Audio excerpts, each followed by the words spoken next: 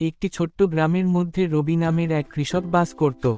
রবি ক্ষেতখামারের কাজ করত এবং ক্ষেতের সবজিগুলোকে ভালোবাসত। তার প্রিয় সবজি ছিল গাজর।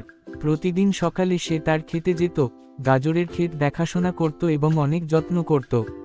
একদিন রবি তার ছোট ছেলেকে নিয়ে গাজরের ক্ষেতে গেল। ছেলে তাকে জিজ্ঞাসা করল, বাবা, কেন তুমি গাজর এত পছন্দ করো?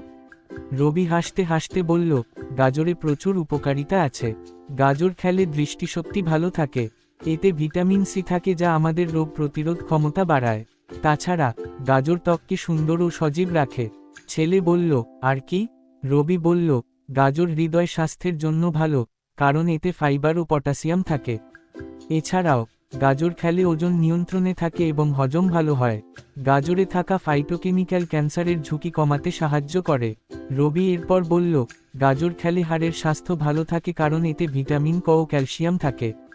গাজর মধুমেহ রোগীদের জন্য উপকারী, কারণ এর গ্লাইসেমিক ইনডেক্স কম। আর গাজর চিবানো দাঁত পরিষ্কার রাখে এবং মাড়ির স্বাস্থ্য ভালো রাখে।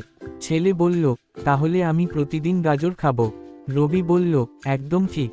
গাজর তোমার শরীরকে সুস্থ ও শক্তিশালী রাখবে। রবি ও তার ছেলে একসাথে গাজরের ক্ষেতে কাজ করত এবং প্রতিদিন গাজর খেয়ে তাদের শরীরকে সুস্থ রাখত। Thanks for watching.